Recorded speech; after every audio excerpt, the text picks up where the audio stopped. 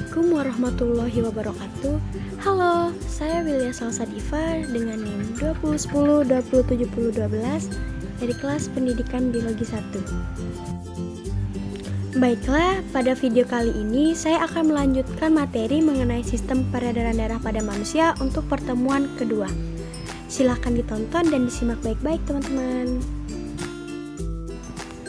Nah, adapun yang akan kita pelajari pada materi ini yaitu yang kelima, struktur dan fungsi jantung.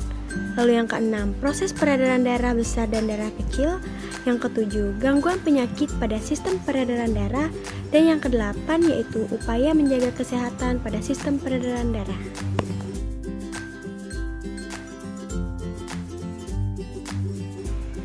Tahukah kamu? Darah dapat mengalir ke seluruh tubuh karena di dalam tubuh kita terdapat organ yang berperan sebagai pemompa darah yang disebut juga dengan jantung. Nah, kalian pasti tahu, darah yang mengalir di dalam tubuh kita ini dipompa oleh jantung dan disebarkan ke seluruh tubuh oleh pembuluh darah. Oleh karena itu, kita akan membahas mengenai organ yang berperan pada sistem peredaran darah.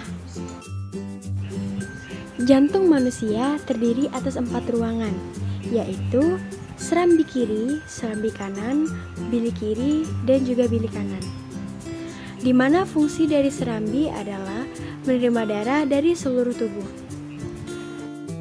Dan fungsi bilik adalah memompa darah keluar ke jantung.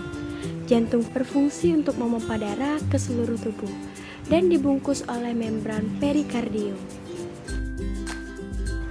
Jantung memiliki lapisan dinding yaitu perikardium, epikardium, miokardium, dan juga endokardium. Tidak hanya memiliki lapisan dinding, jantung juga memiliki 3 katup. Jadi di dalam jantung kita ada katup yang dinamakan dengan vulva. Yang pertama ada vulva bicuspidalis yang terletak di antara serambi kiri dan juga bilik kiri.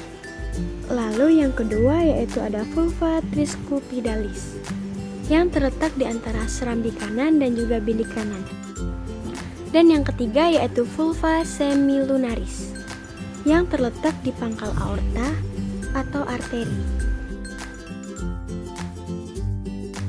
Peredaran darah besar diawali dari jantung, lebih tepatnya dari bilik kiri.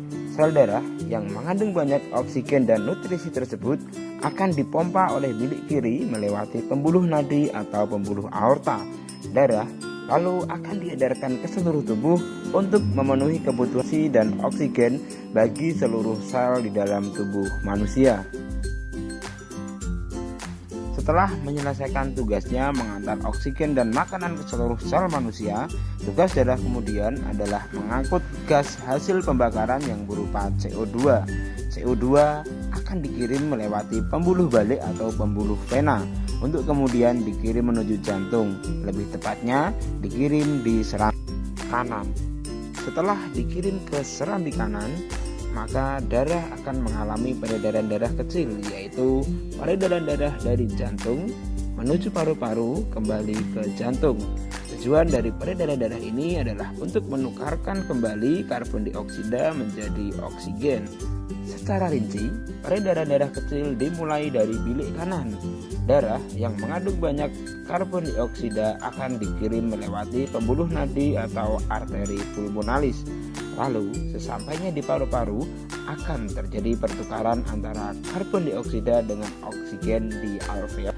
Setelah karbon dioksida ditukarkan kembali dengan oksigen, darah akan dikirim melewati pembuluh vena dan masuk ke jantung, lebih tepatnya di serambi kiri.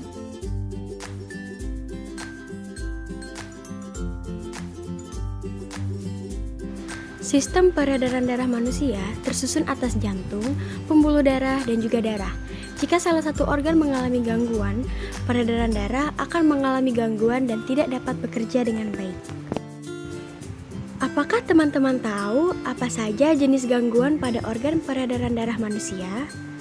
Nah, penyebab gangguan organ peredaran darah ada 2, yaitu faktor non-keturunan dan juga faktor keturunan. Pada faktor non-keturunan, yaitu seperti jantung koroner, hipertensi dan hipotensi, varises, anemia, kanker darah atau leukemia. Sedangkan pada faktor keturunan yaitu hemofilia dan talasemia. Baiklah, sekarang kita bahas mengenai gangguan penyakit pada sistem peredaran darah. Yang pertama tadi yaitu jantung koroner. Jantung koroner adalah gangguan jantung karena adanya penyempitan pembuluh darah yang mengarah ke jantung. Selanjutnya ada hipertensi. Hipertensi adalah naiknya tekanan darah di atas normal. Dan juga ada hipotensi, yaitu kondisi ketika tekanan darah di dalam tubuh menurun. Selanjutnya varises. Varises adalah pelebaran pembuluh balik. Varises sering terjadi di tubuh bagian bawah seperti pada betis. Lalu ada anemia. Anemia adalah suatu keadaan seorang kekurangan hemoglobin di dalam tubuhnya. Dan selanjutnya ada leukemia.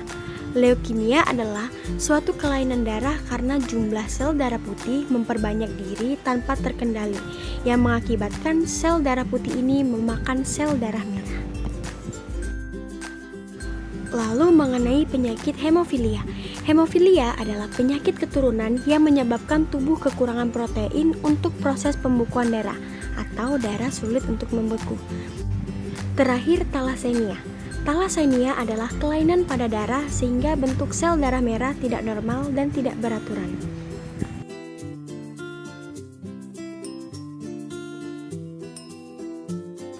Nah, teman-teman, ada pun upaya dalam menjaga kesehatan sistem peredaran darah, yaitu tidak memakan makanan yang banyak mengandung kolesterol dan minyak jenuh, lalu selalu menerapkan perilaku hidup bersih dan sehat, berolahraga secara rutin dan teratur, makan makanan yang bergizi, serta 4 sehat 5 sempurna, dan tidak mengkonsumsi obat-obatan terlarang. Baiklah, sekian dari pembahasan materi ini. Thank you for watching.